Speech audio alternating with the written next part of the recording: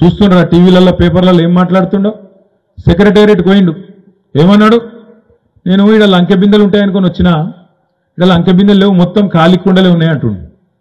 ఇప్పుడు లంకె బిందెల కోసము గడ్డపారలు పట్టుకొని తట్టపారలు పట్టుకొని నెత్తి మీద దుప్పటి కప్పుకొని రాత్రి చీకట్లు ఎవడు తిరుగుతాడే? దొంగలు తిరుగుతారు. దొంగలు తిరిగే పని అది.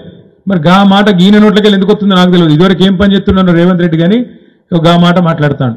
నిన్నగాక మొన్న మహబూబ్ నగర్లో మాట్లాడుతుండ్రు రేవంత్ రెడ్డి. ఆయన మాటలు మీరు వినే ఉంటారు, చూసే ఉంటారు. మనం ఇష్టం వచ్చినట్టు కేసీఆర్ని తిట్టుడు, మనం తిట్టుడు.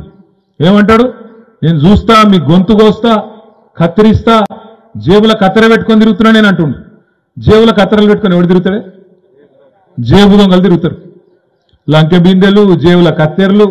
అందుకే నేను అంటున్నాను, ఇవాళ తెలంగాణ ఒక దొంగ చేతిలో పడ్డది. దొంగ చేతికి తాళం ఇచ్చినట్టు తెలంగాణను, ఇంత కష్టపడి తెచ్చుకున్న తెలంగాణను ఒక దొంగ చేతిలో పెట్టినాం.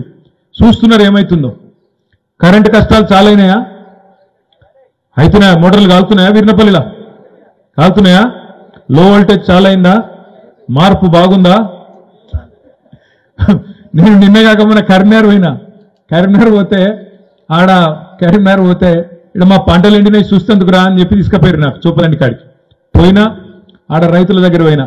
శ్రీనివాసరెడ్డి అని ఒక రైతు, వినోదన్న, నేను అందరం పోయినాం. తిరుపతి అని ఒక రైతు. వాళ్ళందరూ చెప్పుకుంటాను, సారు నీళ్లు లేవు, మొత్తం నీళ్ళు ఎండకపోయినాయి, కేసీఆర్ 10 ఏళ్ళు ఉంటే ఎన్నాడు ఇట్లా కాలే మాకు, ఇప్పుడు ఇట్లా అయింది. నేనన్నా మరి ఇప్పుడు ఏం చేయమంటావు అన్న. ఓటేమో అడ్డు కుదితిరి, కత్తేమో వానికి ఇస్తిరి, యుద్ధమేమో నన్ను చేయమని పడుతుంది. ఏం చేసి కాలబెట్టాలి? ఇప్పుడు నేను ఏం మొరినా 5 ఏళ్ళు అయితే ఇదో ఒర్రుడు కదా, ఇంకేం చేయాలన్నా. అట్లా కాదు, మేము ఏదైతే తప్పు చేసినామో కేసీఆర్ నొడగొట్టి రేపు పార్లమెంట్లో బరాబర్ వినోద్ కుమార్ని గెలిపించి బుద్ధి చెప్తాం వీళ్ళకనే మాట అక్కడ రైతులు చెప్తా ఉన్నారు.